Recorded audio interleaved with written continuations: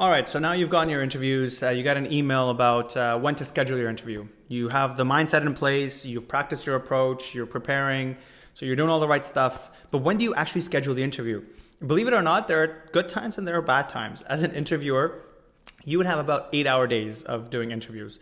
Now think about 8-hour days with 10, maybe 20-minute blocks of just people, and you're just asking the same question. As an interviewer, we're going to have a bunch of questions. We're going to have 10 to 20 questions that are generic, and then some random questions. And it's like interviewer's pick of like what you want to ask. So as the day goes on, so again, this is for panel interviews. Or if you're an MMI, it's the same station, you're there all day, which is even more boring. In the panel, at least there's some dynamism that can happen. But again, as an interviewer, it's a long, boring day. You're just sitting there listening to people say the same stuff over and over again. They really want to help people. They want to get into medicine. They are hardworking, blah, blah, blah, blah, blah. So, the approach and the mindset I said earlier are ways to help you stand out and be better. But there's like these little strategies that may actually work in your favor and increase your chances of standing out more, which is when you schedule the actual interview. The things to avoid is very early, like first session in the morning, 8 a.m. Because let's be real, none of the docs have actually woken up because they haven't finished their coffee. It's early in the day, you're rushing. Most of the time when I got there, I was like late.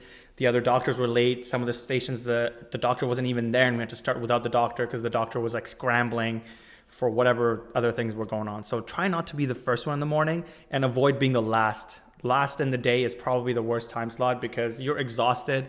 You're like looking at the clock. You're like, oh, it's almost 5 o'clock. It's almost time for me to get out of here. So you're not really paying attention. While this is not like a deal breaker, if you end up if it's not in your control, I would say forget about it. You can just skip the section. But if it is in your control and you have the ability to choose, then might as well choose something that's going to work in your favor.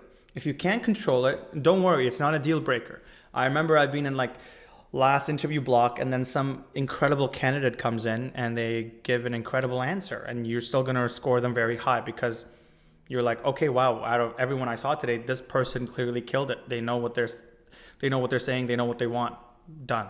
So it's not a deal breaker, but it does work in your favor. And so the best times would be, early mid mornings. So if the interview blocks are from 8 to 12, I would go at between 9 and 10:30.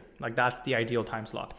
By 11 to 12, it's so close to lunch, people just want to go for lunch and they're not paying attention. And then the other ideal time slot is, the 1 to 2 hours right after lunch. So if the lunch is 12 to 1, and then you have the second window of 1 to 5 p.m., I would book it between 1 to 2:30, 3 p.m. That's probably a good afternoon time slot. That's probably the best time slot too. When I booked mine around 9:30 a.m. I think, and that was great. You basically want people when they're well fed, they're not hungry, and they're caffeinated, and they're ready and paying attention. That's going to maximize your chances. But like I said, again, if you don't have the ability to select, don't stress over it. Just ignore everything I said and move on to the next section.